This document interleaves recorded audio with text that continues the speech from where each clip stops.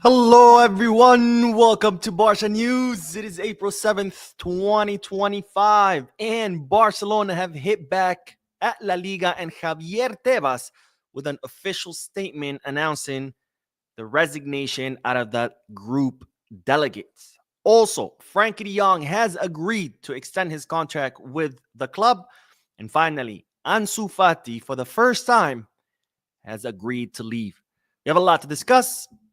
So let's begin.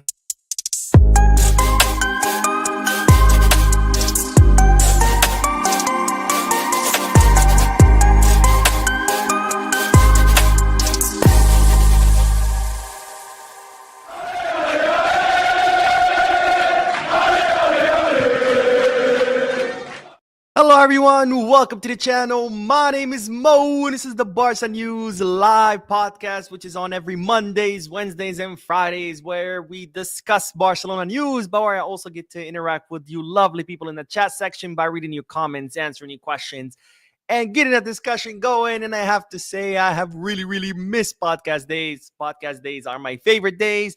And I wasn't doing any since I was out of the country. But now that I'm back, I'm excited to be back. And I'm excited to read you guys' comments. So please leave me some comments in the chat section so we can talk about our beloved club, FC Barcelona. Now, for people who will be watching when the podcast ends, don't worry. I will be putting timestamps in the description and chapters in the timeline in case you do want to skip through the discussion and get straight into the news. Having said all that, make sure to hit the like button, subscribe to the channel, drop a comment. If you are looking for any Barcelona jerseys or merchandise, make sure to Goal Kids, Get Back, or Fanatics. If you are looking to place any sports bets, make sure to bet us. All links are down below in the description. You click on them, you'll be supporting this channel, but you'd also be helping yourself because you do get access to some pretty cool discounts and offers. All right, let's start with the news because I'm sure this is what you guys came for. You didn't come here to hear me blab about my affiliate marketing links. So let's talk about the news because, ladies and gentlemen, we have good news because today, Íñigo Martinez, our captain without an armband, our lion in the back line, the total beast, Íñigo Martinez, trained with the group with total normalcy, which indicates that he will be available for the match against Dortmund, which is only 2 days away. Ladies and gentlemen, the Champions League is back in 2 days away. The champions! That was pretty bad. Anyways, Íñigo Martinez is back, ladies and gentlemen. Of course, he did get injured during an international break or after the match against Atletico Madrid. He recovered much faster than initially anticipated. He was fit for the Osasuna match, but it seems like that quick recovery kind of had a little consequence, not a big one, not a bad one, a little consequence because he did have a muscle overload, and that's why he ended up missing out our last match against Real Betis. But don't worry because Íñigo Martinez has fully recovered and he will be available for the match against Dortmund in La Champions. Now, the team continued their preparation for the Champions League training today at the Ciudad Esportiva, where, of course, Dani Olmo did not train because he is still injured. However, there is good news because it seems that Dani Olmo could be back for the second leg of the Champions League quarterfinals, where I'm sure we are going to need him. And, of course, Marc Casado, who's going to be out for 2 months. Some say for the rest of the season, obviously did not train with the group either. Now, Barcelona are not the only team that are going to have some injured players. In fact, Dortmund are going to have some very important players for the team they're going to be missing, starting with Marcel Sabitzer, Niklas Sule, and Rami Bensebaini. All three of them are currently injured. And today, Dortmund announced a big loss for them, which is Nico Schlotterbeck. Their key defender, has torn his meniscus, and he will be out for the remainder of the season. So he will miss both legs of the quarterfinals of the Champions League. Big loss for Dortmund. I don't wish injury on anyone. I don't celebrate any injuries, but of course, this will be a big boost for Barcelona, and another big boost for Barcelona in this match against Dortmund. Well, you can consider it 2 boosts. Is Hansi Flick and Robert Lewandowski, because Flick has never lost a match against Dortmund. He has met them 6 times in total between his time as a coach with Bayern Munich and with Barcelona. And during this 6 times, he has not lost a single match. And then we get to the kryptonite, the Polish kryptonite, Robert Lewandowski, who has been an absolute nightmare for Dortmund because he has faced them 27 times and he has scored 27 goals. That's 1 goal per match on average every time Lewandowski has faced off against his former Bundesliga club. Now, out of these 27 matches that Lewandowski has played against Dortmund, 20 of them were victories, 1 draw, and only 6 losses. So lots of points in favor of Barcelona, who will hopefully emerge victorious in both legs. And we'll see our club in the semifinals of the Champions League after a very, very, very, very long time. I think the last time we were in a semifinal, my beard did not have gray hair. So hopefully this time we'll be back in the semifinals. Now, that's all the news for the first segment. Let's do the comment section, which I haven't done in so long. I've missed you guys. I can't wait to read your comments. But let's read the comments, and then we'll talk about the official statement that Barcelona released today, hitting back at La Liga and saying enough is enough, which I celebrate that. Now, Marik Ghazi says, Mo, I'm a little concerned about the fatigue and Rafinha form. Yes, I'm very concerned about the fatigue as well. This calendar is only getting crazier and crazier every season. I mean, we're talking about a match every 2-3 days. And not to mention the FIFA international breaks. We used to have 2 of them. One in the first half of the season, another one in the second half of the season. This year, we've had 4. 4 FIFA international breaks. That's incredibly, incredibly high. No wonder players are tearing their ACLs and their MCLs and their meniscus left and right, because these players are just being run into the ground. And, you know, the leagues are responsible for this. UEFA's responsible for this. FIFA's responsible for this. They have to think about their product, because after all, and I know it sounds bad to talk about players in this term, calling them products, but at the end of the day, that's what they are in the eyes of these organizations, right? Football is what they make their money off, but who plays the football? It's the players, right? And if you don't take care of your players, there is no football. If there is no football, there is no money. So if they don't want to do this, at least out of their own humanity, to worry about the players and their health, at least think about your own pocket, right? That's the only way to talk to these organizations is pocket. And it's like, hey, think about your pocket, because if all these players end up getting injured, who's going to watch these matches? You know, and this is factually proven, right? When Messi used to get injured, TV viewership for Barcelona matches used to go down. When Ronaldo used to get injured, TV viewerships for Real Madrid used to go down. So this is a proven fact that when important players get injured, some people don't watch. So FIFA, UEFA, European leagues, if you guys don't care about the players because of your own humanity, at least care about them because it hurts your pocket. How about that? Maybe this is a message that can resonate with these people. As far as Rafinha form, yeah, I'm worried a little bit too, because he hasn't been the same since the international break. But to be fair, he's only played 2 matches since the FIFA international break. So maybe he was just due for a dip, right? All players go through a dip throughout the season. It's impossible to maintain great form all through the season. You know, it's not only physically exhausting, it's also mentally exhausting. So hopefully he bounces back. Otherwise, you know, that could be a problem, because after all, Rafinha has been our best performing player during this season. And Carlos says, how was Japan? Where did you go? I was in October, and it's just a fascinating place. Japan was absolutely amazing. I was in absolute awe of this country. I've never seen a cleaner, more organized country ever. And such respectful people who stick to their traditions. And it was just a beautiful, beautiful experience. I highly recommend anyone who can go to Japan to do it. It was a beautiful experience. And where I went to Tokyo, Kyoto, Osaka, and then I did a quick day trip to Nara to visit the shrine there and play with the deer. They have the deer there, the deer that bow. The deer have learned from humans when they bow, and if you bow your head to the deer, they bow back. It's freaking hilarious. It's pretty cool. Theater of Clowns, New Trafford says, hello, Mo. This match against Dortmund is giving me bad vibes. Nika Kovac knows Hansi very well. I hope we do well tomorrow. It's not giving me bad vibes, because like I've said before, I think Barcelona this season is the greatest team in Europe. And I'm not saying that as a Barcelona fan. I'm saying that objectively speaking, they are the best team in Europe. I think they can compete against anyone in any competition. And now that, of course, doesn't mean that we're guaranteed to win, because in football, you're never guaranteed to win. Even the Giants have fallen to second, third, fourth division teams. You're never guaranteed to win in football. But I do think that Barcelona is the greatest team in Europe this season. And if they can play like they've been playing, they're good matches, I think we are capable of defeating Dortmund. We're capable of going all the way. Again, nothing's guaranteed. We could still lose, but I have a good feeling. And this is the first season in a very long time that I can say that. Every season before, I would be like, I hope Barca wins. But on the inside, I was like, I don't know. I don't know if we can. This season, I'm like, I feel like we can. Again, doesn't mean that we will. But for the first time in a long time, I have a very good feeling about Barcelona's chances against anyone in any competition, not just Dortmund. Hector says, what's up, Mo? Glad you're back safe. Saludos from Maryland. Biscal Barças. Maryland. All right, man.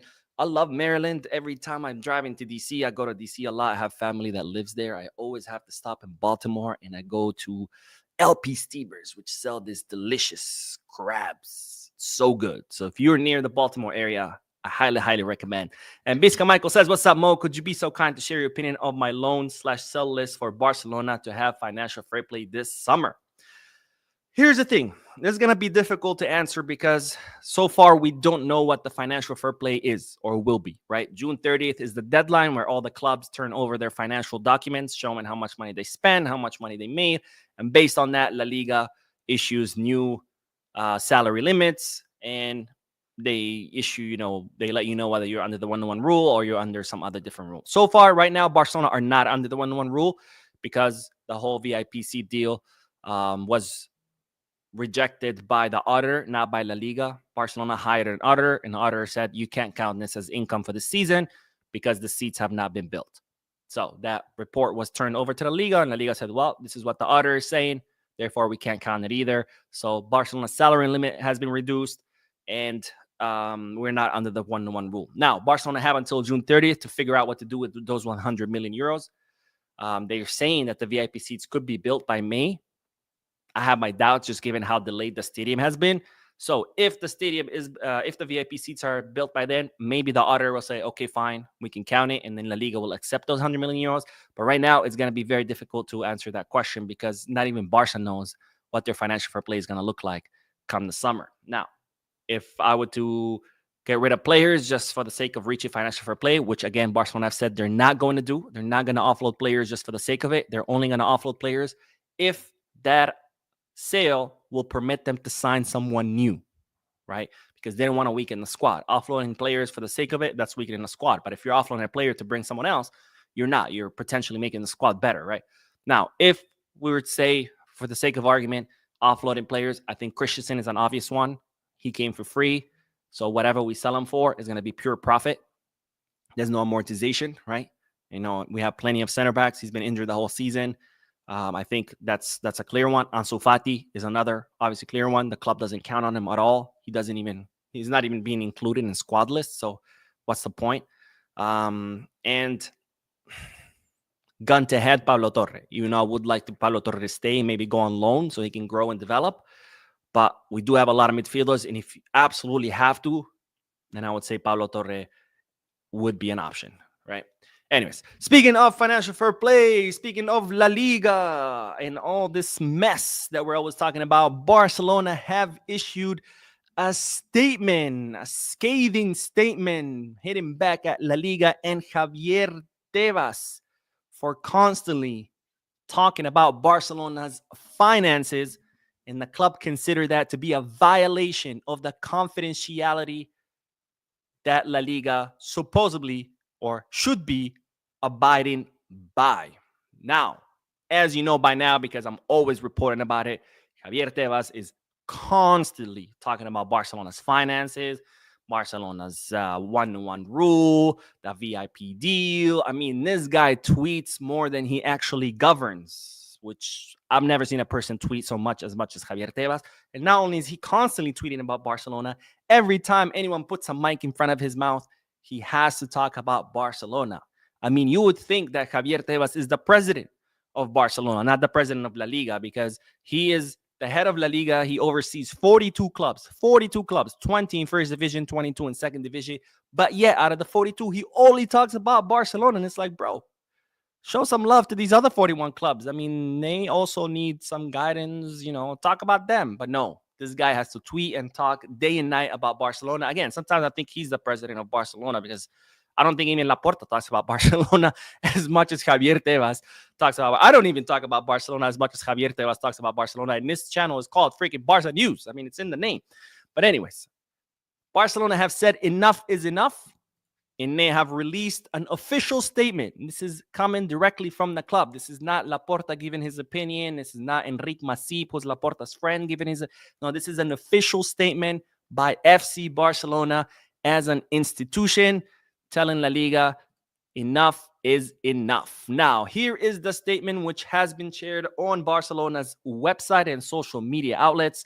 And it reads as follows. FC Barcelona has sent a request to La Liga in which it shows surprise and indignation for the publication on April 2nd of an information note entitled, and the title is in Spanish, but pretty much this was the announcement that La Liga published talking about how the VIP deal, the 100 million from the VIP deal, were not going to count towards Barcelona's income because the auditor that Barcelona had hired said that that income cannot be counted for the season because the VIP seats do not exist yet. Now, this is the statement. It says, Barcelona underlines that it was unaware of this letter by La Liga and that it did not give its consent, a fact that has led the Catalan entity to send a letter asking the boss, its president, and any member of this body to refrain from making any comment or assessment on the economic information sent by the Catalan club in order to deal with it of confidential material. Barca underlines the inappropriate behavior of La Liga in making public details of the financial information provided by the club to the employer, as well as in making public the decisions of La Liga bodies against FC Barcelona, a fact that, in the club's opinion, is a flagrant violation of La Liga's obligations towards one of its affiliates, as well as an express breach of Article 5. So, Mr. Javier Tebas, the rule enforcer, the guy who's always like, oh, I'm just here to enforce the rules. Barcelona are always breaking the rules. Well, Mr. Tebas, you're breaking your own rules that you claim you're here to enforce, which is Article 5 that states, it's in Spanish, but I'll sum it up to you. It states that any information provided by the clubs, financial information provided by the clubs to La Liga, guess what? It's confidential information, and you shouldn't be tweeting about it, and you shouldn't be talking about it day and night because it's what? It's confidential,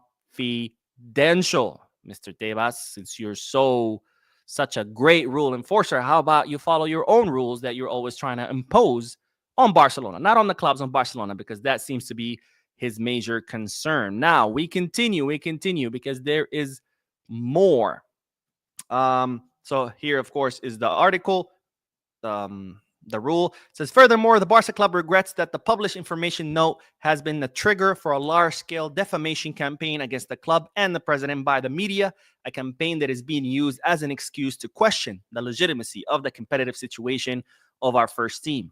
Another approach that the club makes to La Liga is reproach that the club makes to La Liga is due to public statements by its president Javier Tebas against our players, such as Dani Olmo and Pau Victor, legally registered as recently reiterated by the Superior Council of Sports, or the CSD, in its resolution of April 3rd, 2025.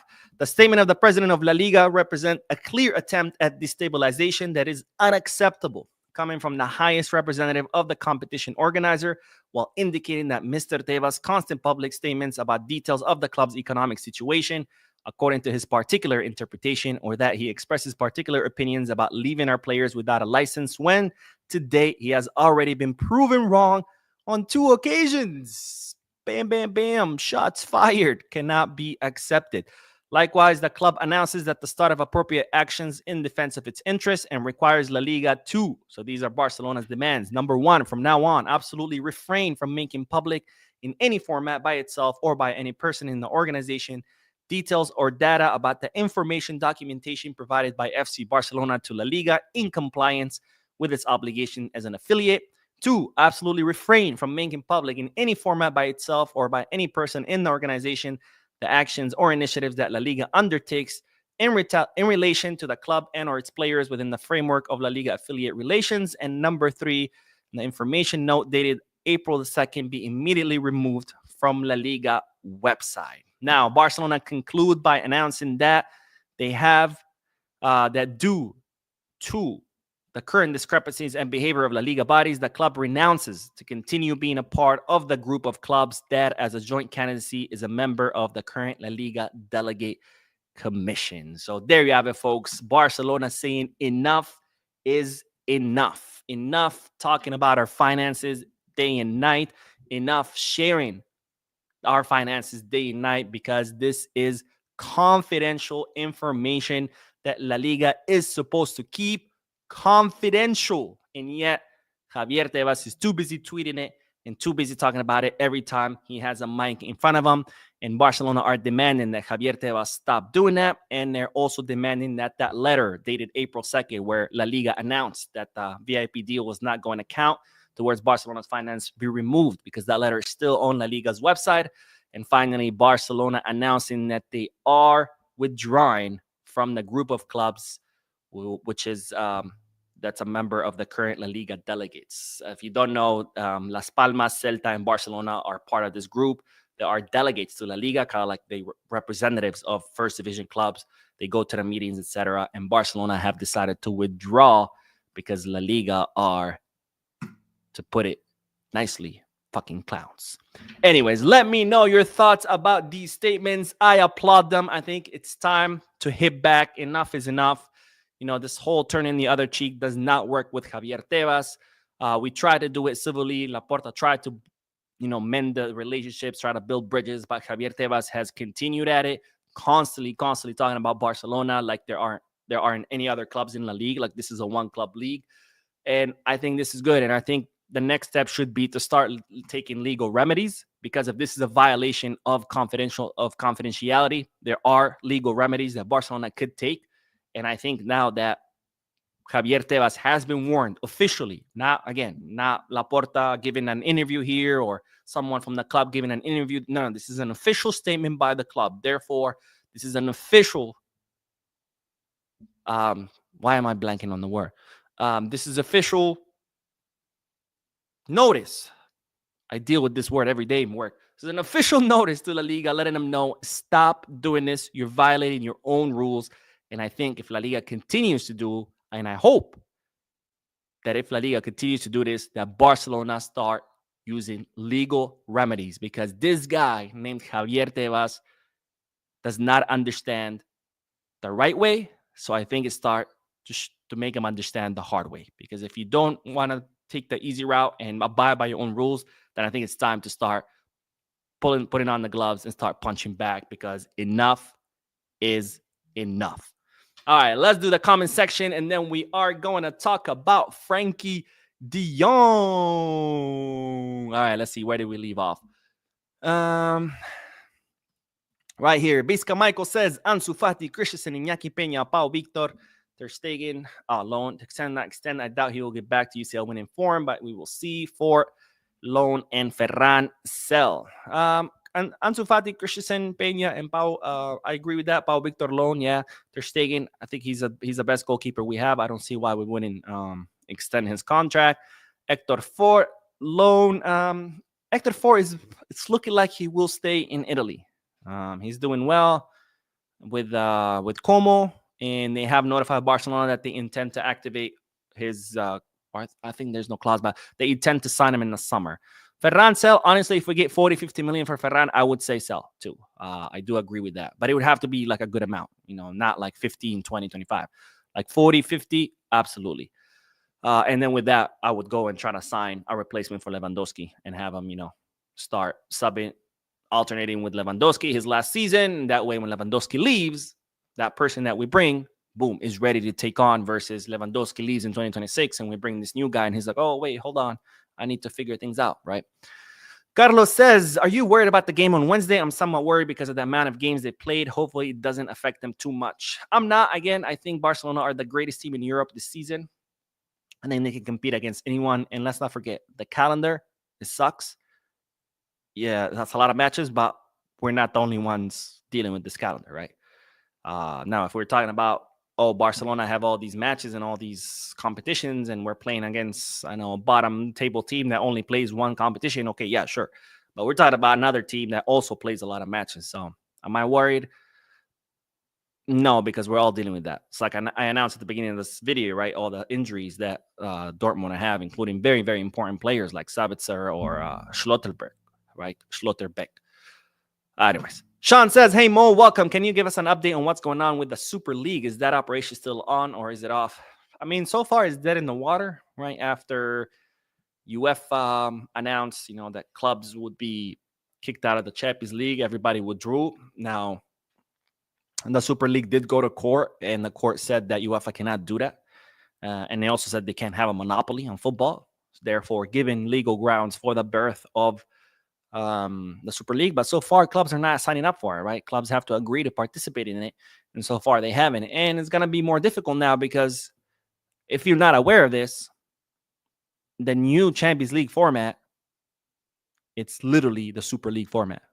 I mean, UEFA pretty much copied the homework, right? Because it's literally what the Super League was offering. This new format of like table kind of thing where everybody plays against each other and based on points, they qualify to knockout stages. The difference with the Super League is they have the second and a third tier, but it's literally the same thing. So, and I mean, it's no surprise that UEFA copied that because they were afraid of the competition. So they're like, all right, let's change it. Let's copy them. So now it's going to be even more difficult, but so far it's dead in the water.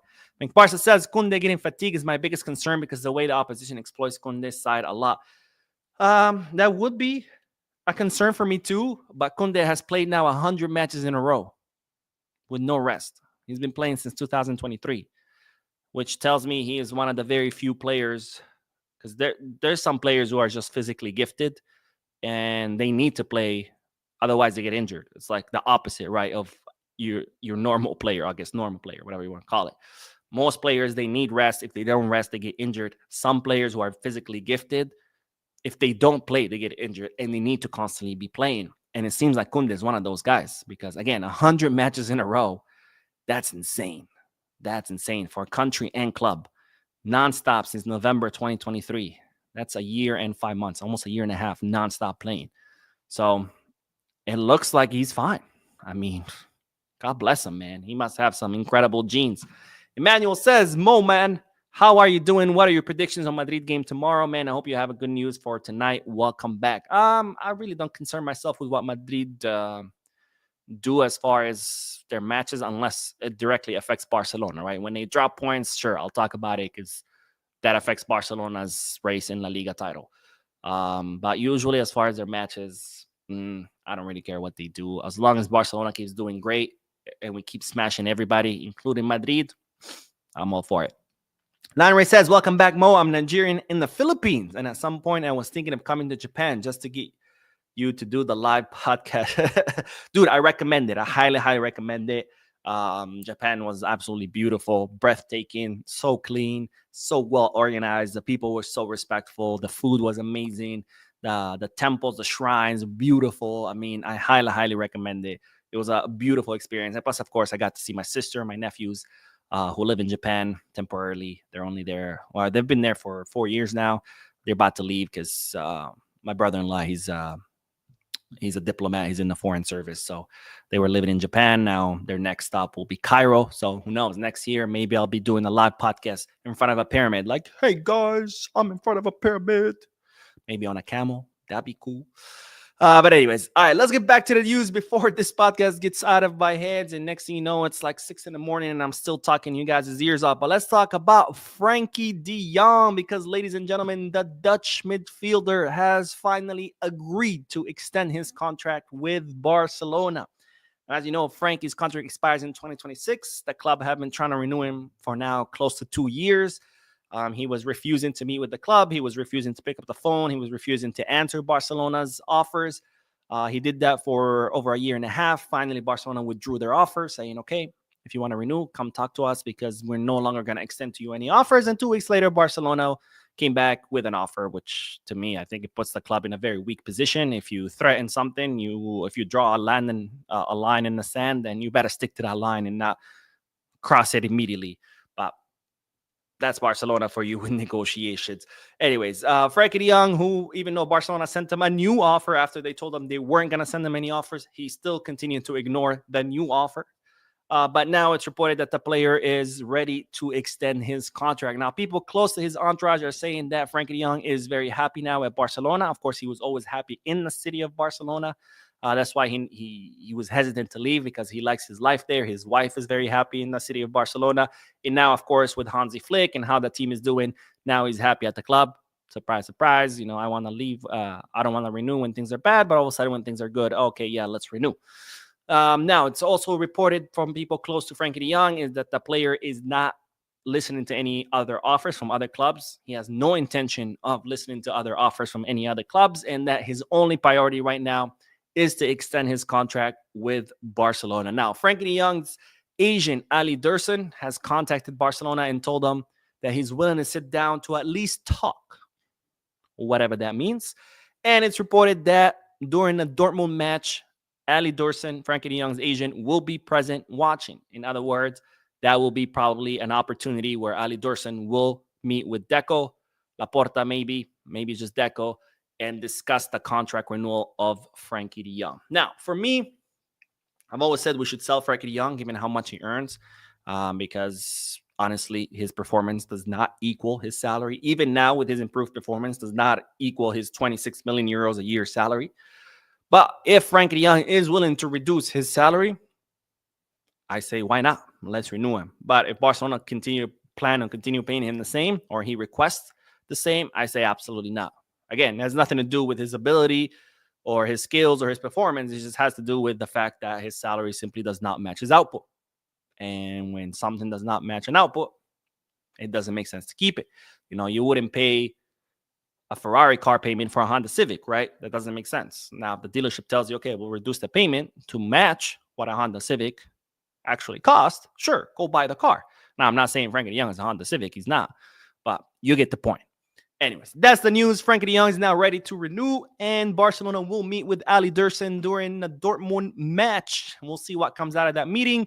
And of course, whatever comes out, I'll be here to tell you about it. So make sure you're subscribed and you hit the bell button so you don't miss any news from our beloved club, FC Barcelona. And we do have a donation. Richard, who says, Mo, thanks for your faithfulness in bringing us consistent quality Barca news. Let's get that W tomorrow. Bisca Barca. No, my friend, thank you for watching. Thank you for your donation, and thank you for the support you give this channel, because again, without you guys, I'll be just some crazy guy yelling at his camera. So thanks to all of you watching and supporting this channel, because you guys make this happen. All right, let's see. Next comment. Nathan says, welcome back, Mo. Is there any news about Barca transfer target for the fullbacks and the left wing like Moise Kean? The left wing is looking like Nico Williams will be probably the most realistic option, depending on, of course, our financial fair play. As far as the fullbacks, it says that Deco likes Ratiu the best for our right back, especially given the price. But the problem is that Rayo Vallecano, they don't negotiate. They're like, you either pay his release clause, which I think is 25 or 30 mil. And that's a no for Barcelona. They don't think, they like Ratiu, but they don't think he's worth that. And as far as the left back, I guess the jury's still out a little bit on who would be the chosen one, right? So we'll see. Let's see. Mr. Steal your swag. No, don't steal my swag. That's not nice. Says, hey, Mo, I'm glad you're back home. I was wondering if there was any news on team morale. I haven't been keeping up with the news, but hoping the team feels motivated. The team morale got hit a little bit after the Real Betis match, after the draw, because, Madrid had lost. That was our chance to be 6 points ahead of them. And with the draw, we're only 4 points ahead. But it's reported that Hansi Flick, gave like a long speech to the players. So I'm like, look, don't be so hard on yourselves. This is not over. Look at the positive. Yeah, we could have been 6 points, but still, we still got another point more than Madrid. We were 3 ahead. Now we're 4 ahead. So it's still a positive result. And it's reported that helped the players because they were really down because they thought that they could end La Liga in that match by winning and getting 6 points ahead of Madrid, which, as I said in yesterday's video, maybe it is a good thing that Barcelona drew, because if the players were thinking that just by beating Betis that say it was over. That's obviously not true because eight matches left, 6 points. That's not enough to win, right? Madrid could easily win their final 8 matches, and if we have stumbles here and there, that would be a problem. So maybe it is a good thing that we drew, because I would have hated to see Barcelona win against Real Betis and then be like, all right, well, we're good. We're just going to relax. And then next thing you know, we have a repeat of November and December going through a bad batch, right? So maybe it is a positive thing that we drew so the players can stay engaged, motivated, and, can come out with full intensity every match, because every match is going to be a final from here until the end of the league. Carlos says, I think I would keep Eric over Araujo. Araujo has made some mistakes, and Eric gives you a better play. Plus, he plays multiple position. 100% agree with you. 100% agree with you. Now, don't get me wrong. By no means I'm saying Eric Garcia is more talented than Araujo. That's not the case. I think Araujo is one of the most talented center backs in all of Europe. He's shown it time and time again. But unfortunately, he's not fitting in Hansi Flick's system, which is completely two different things, right? There's sucking and there's not fitting in a system, right? You can be a great player and still not fit into a system, right? Ibrahimovic, he was one of the most prolific attackers of our times, and he did not succeed in Barcelona, not because he sucked, because simply he did not fit in the system, right? And I think that's what's happening with Araujo. I think Araujo is an incredible center back, very talented center back, one of the best in Europe, but unfortunately, Hansi Flick's system is just not a system that's good for him, because Hansi Flick's system obviously relies on building from the back, something that Ronald Araujo struggles with a lot. He just does not have good forward passes. Also, Ronald Araujo is a really fast, strong center back, someone who's really good chasing down players, right? We all remember what he did to Vinicius Jr. He pretty much pocketed him and, made him look like a fool. But the thing with Hansi Flick's system is we play with the offside trap, where chasing down defenders is no longer needed because the offside line, where if you have to chase a defender, that means you fucked up the offside line, because the whole point is not to be able to not to have to chase attackers down, because they fall into the offside trap, right? So that's huge, because that's one of Araujo's best qualities, right? Is chasing down defenders, and if you don't have attackers, and if you don't have to chase anyone down anymore, it's like, what do you do, right? So I do agree. I would rather keep Eric, because Eric, unlike Araujo, is very good building from the back. He has much better passing than Araujo. Obviously, he's not as strong as Araujo defensively speaking, but he is much better building from the back. He's much better at setting the offside trap. Another thing that Araujo keeps struggling with. So yes, I would keep Eric over Araujo, but again, not to say that Eric is more talented than Araujo. No way. Araujo is, to me, one of the best defenders in Europe. He's just not fitting. Emza says, hi Mo, greetings from South Africa. Patiently waiting for a Champions League match versus Dortmund. Busy convincing my girlfriend, Malengi, to watch with me. Vizca Barca. I have an advice for you. Now, I'm all for always doing activities with your loved ones. I think that's how you grow relationships, is sharing hobbies. But for the first time to watch a Champions League match, you're going into dangerous territories, because she's going to be asking a lot of questions, which is normal, of course. She doesn't watch football. And I don't know if that's a match you want to ask a question. Maybe start slow. Maybe start with, like, a La Liga match. Maybe a Copa del Rey match next season when we're playing smaller teams, so you can answer the question, and then build up to the Champions League. Of course, I'm kidding. That's pretty cool. I think it's very important for relationships to be able to share our hobbies with our loved ones, and vice versa, right? If there's something she likes to do, I think it'd be great to, share her passion with her. And I think that always forms a strong foundation from any relationship. Sean says, I actually think Perez, Madrid president, like Barca more than Tebas. Likes Barca. Oh, yeah, of course. Because here is the big difference between Tebas and Perez. As much as we would like to hate on Perez because of his power and his influence over every aspect of the Spanish league and the Spanish politics, he's a very astute and smart man, right? He didn't become as powerful as he is being dumb, right? Perez is a very smart, astute, intelligent man that knows what he's doing. I can't say the same about Tebas. Tebas comes across to me like a complete dumbass, right? And I'm not just saying that because I'm a Barca fan and I'm tired of him constantly talking about our club. But I mean, when you hear him speak, and I know a lot of you don't speak Spanish, but I mean, the guy just comes across just like a complete idiot. And not to mention, another difference is that Florentino Perez understands something very important, is that without Barca and without Madrid, there is no La Liga. something that Tebas continues to forget, right? Madrid and Barcelona are the biggest revenue drivers into La Liga. They're the biggest TV right drivers or watchers. They're the ones who bring the most TV watchers to La Liga. Without one or the other, there is no La Liga. If Barcelona ceases to exist, do you think people are going to want to watch La Liga? No, because it's just going to be Real Madrid smashing everybody else. Kind of like what the Ligue 1 is, right? PSG smashing everybody else. And guess what? Ligue 1 struggles every year to try to find someone to buy their TV rights because no one wants to watch that garbage. Or the opposite, right? If Madrid ceases to exist and it's just Barcelona, nobody's going to want to watch Barcelona play Getafe and Leganés every freaking season. We want to watch El Clásico. So that's something that Perez understands, and that Tebas, as the president of La Liga, who you would expect him to understand this the most, for some reason he doesn't. Because again, he's an idiot. And we have another donation. Let's go. Shin, thank you so much, my friend, for your donation. And he's also a member. Wow. Thank you so much for your support. Says, got the Final Four National Championship in my backyard tonight. Hope you had a blast in Japan, my friend. Welcome back. Thank you, my friend. Thank you. And good luck to you. Hopefully your team wins or whoever you're rooting for. Or if you did a bracket, hopefully it hasn't imploded and you can make some moolah, you know. But thank you, my friend. Thank you for the donation and thank you for your support. And with that, let's do the last bit of news because this podcast is getting out of hand, guys. 41 minutes. That's how much I missed you guys because I didn't do any podcast for like a week and a half.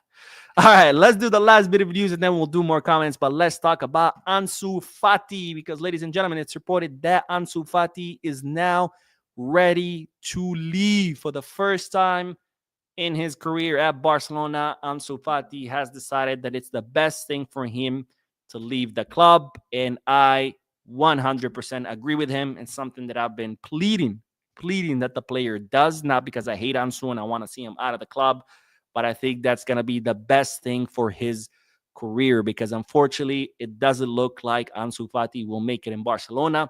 Xavi tried, it didn't work. Hansi Flick tried, it didn't work. We sent him out on loans twice, it didn't work. So at this point, nothing is working. So I think the best thing for him is to leave. Again, not because I want to see him gone, not because I hate him. I've always rooted for Ansu Fati. I saw him when he was coming up through the academy. I saw him when he broke through the first team. He was absolutely amazing, very talented player who, unfortunately, the injuries were not kind to him and derailed his career. And he's at a point where the only way he can restore his career is to go somewhere else. Because, again, the club has tried everything. And even if Hansi Flick cannot recover him, it's just not going to happen. And I think part of it has to do with his mental state, you know, being at the club for this long and not being able to, you know, get back to what you were. I think that definitely affects you physically speaking because you get frustrated, you get disengaged, you get unmotivated. And I think the best thing is to leave all of that behind, the injuries, the surgeries, the failed attempts at loans, the failed attempts to succeed under different coaches and just go somewhere else, maybe a mid-table team where the pressure is not as high, where he can rediscover the love for football, or he can rediscover his form. And then from there, you know, if he succeeds there, maybe then he can make the jump back to an elite club. But right now in Barcelona, it's not happening. He's not even being included in squad lists. So I think the best thing for him to do is to go somewhere else to restore his career because it's an absolute shame because he's still young and he's still very talented and skilled despite what the injuries. So it'd be a shame to see all that go to waste. His youth, his skills to go to waste, it would be an absolute shame. So I'm glad that he's finally seen reason because he was not wanting to leave for the longest time. Even his own entourage, his father, everybody was telling him, dude, like, let's just go somewhere else. Let's restart somewhere else. And he was like, no. But I'm glad he's finally seen the light and he's realized that the best thing for him is to leave Barca because right now things are not working out for him. They're not going to work out for him at Barca. So let's hope that Ansu can find another club that can, you know, hopefully where he can rediscover himself, rediscover his passion and his love for football, and he can succeed. And who knows, maybe in the future we'll be hearing about Ansu Fati doing amazing things, just like he was doing amazing things before all these injuries. All right, that is all, ladies and gentlemen. Let's do more comments, and then we will end this Let's see. Catalan094 says, breaking news, Barca have reopened negotiations with Nico Williams. Not that I'm aware, but maybe I just haven't read up yet. But as far as I'm aware, no. But again, I could be wrong. Maybe I just this news came during the podcast. But as far as I know right now, not that I'm aware. Nana says, Andre Ratiu and Nicole Williams. Who's Nicole Williams? Is that Nico Williams' cousin? I'm pretty sure it was autocorrect, but the problem with Ratiu is Rayo Vallecano won his full release clause. Rayo Vallecano, they don't negotiate. They put release clause on players and they say, if you want him, come pay his release clause. Otherwise, you can't have him. And 30 million is not something that Barcelona is willing to pay for Ratiu. And we do have another donation. Let's go. Ferdinand Tembo. Thank you so much, my friend, for your generosity. He says, hi, Mo. Thanks for your wonderful job. I'm curious to see who is the best goalkeeper in terms of stopping goals, attempts. But someone showed me Ter Stegen is our worst goalkeeper, and Peña and Tech actually stops more. That's actually false. To me, Ter Stegen is the best goalkeeper that we have. I think he is the best, one of the best goalkeepers in Europe. And I mean, not only does he have great stopping power, but he's also great at building from the back. Because one thing that people, a lot of people don't realize is Ter Stegen, when he started his career, he was actually a forward. And then someone along his career, one of his coaches said, hey, maybe you should try to be a goalkeeper. So since he started as a forward, he has much better feet than most goalkeepers who, since they're kids, they just train mostly with their hands, right? But to me, Ter Stegen is our best goalkeeper, I think, by far. The problem is that people have short memories, right? We're seeing Szczesny doing great now, but we forget all the great things that Ter Stegen did before, right? And in 2 years, I'm sure whoever the goalkeeper is, whether it's Ter Stegen or Diego Chen, if they're doing great, people are going to forget what Szczesny did this year, right? It's just, unfortunately, people's memory is very short.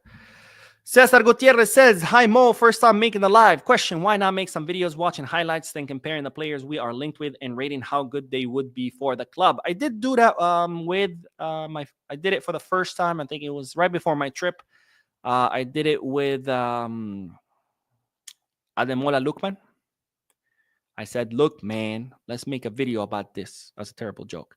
And I want to do it more. So, yes, absolutely. Thank you for bringing that up. I do plan to do more videos, watching highlights, reacting to him. By the way, when I reacted to Lookman video, I had not seen that video before, like the highlights. And I reacted to it just like live on camera. It wasn't a live video, but you know what I mean. Right. And I intend to do that more because I think it's just more genuine versus watching a video, be like, oh, I'm going to say this. Oh, just go, I'm going to say that. Like, it's just better watch it, react to it naturally. I think it's a better content. But yeah, I did it once and I do plan on doing it more. Aluta says, please, how do we watch Barca Athletic? Barca one is not available in my country. They do play it on YouTube. Check out the Barca YouTube channel.